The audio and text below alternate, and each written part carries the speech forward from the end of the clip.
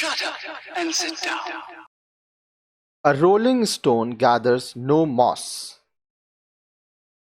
A stone that lies in one place for a long time has moss on it, but a stone that rolls from place to place cannot have moss formed upon it. Similarly is the case with man. If he goes on changing his plan and method of work, he cannot succeed. To be happy and prosperous in life, he should stick to a fixed occupation.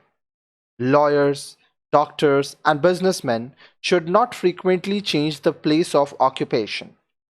Frequent changes mean only loss of money, labor, and time.